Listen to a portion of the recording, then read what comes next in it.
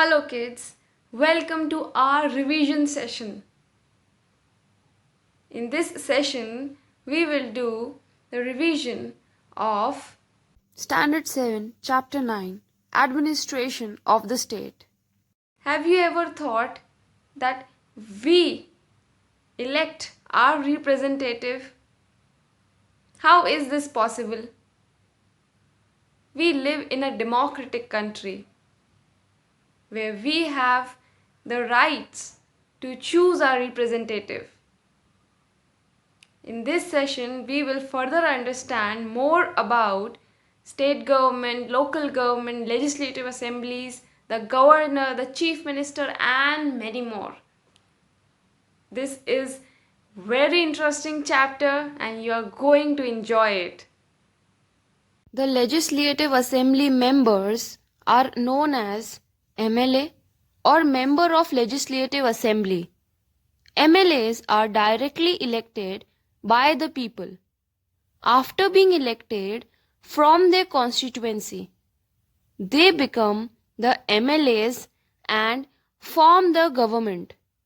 Thus, we can conclude that MLAs are the representatives of the people. The Legislative Assembly of Gujarat has 182 seats and is situated in Gandhinagar.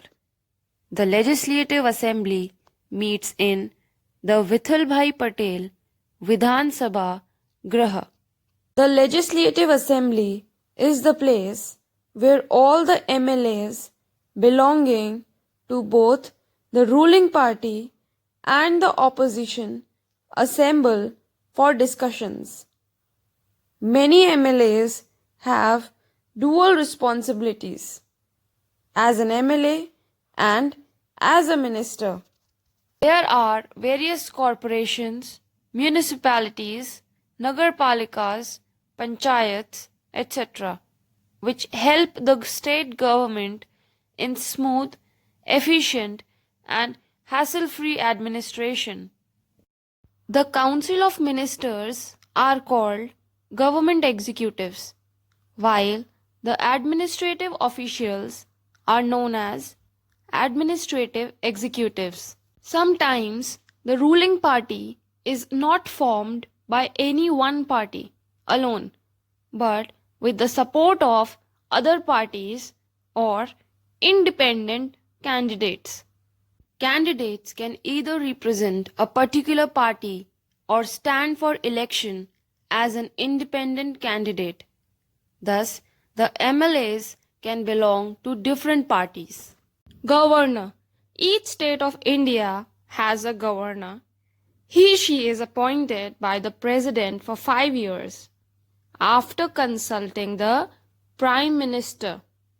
The governor is the constitutional head of the state, and the entire administration is carried out in his/her name.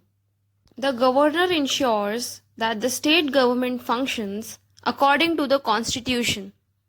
The functions of the governor are: invites the leader of the majority party to form the government, calls the legislative assembly in session, and also announces its adjournment.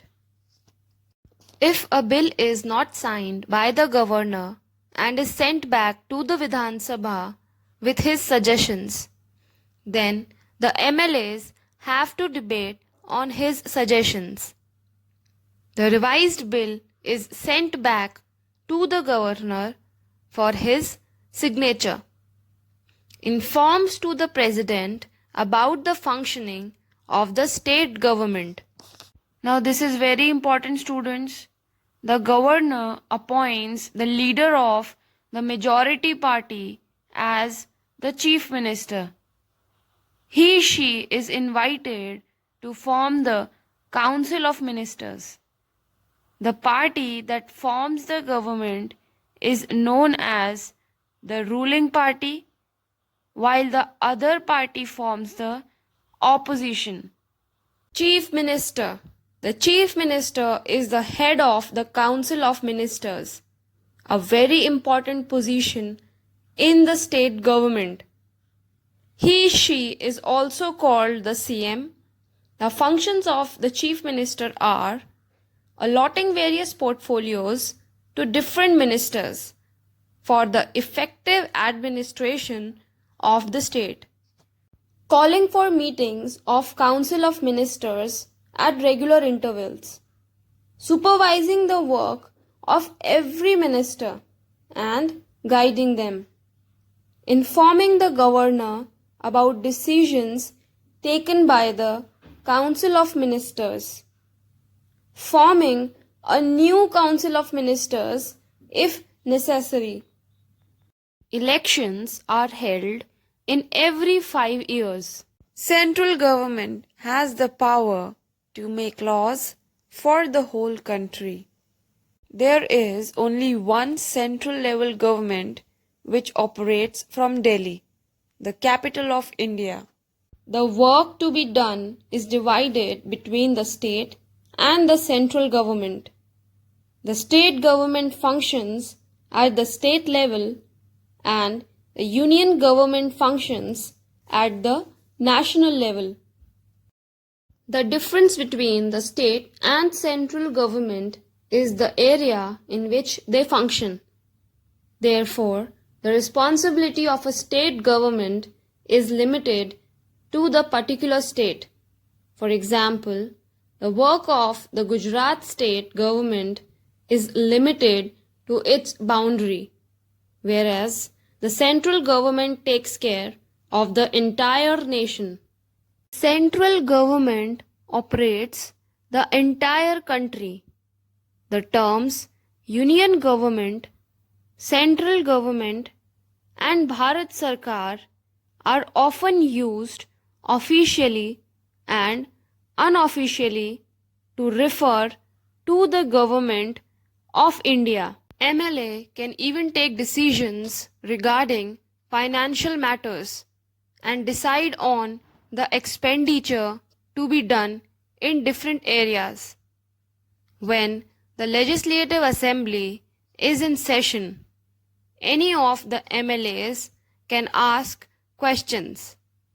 The Speaker manages the Assembly and one requires her permission before presenting anything. I'm sure you all have understood this chapter properly. All the best, students. Revise it properly. Take care.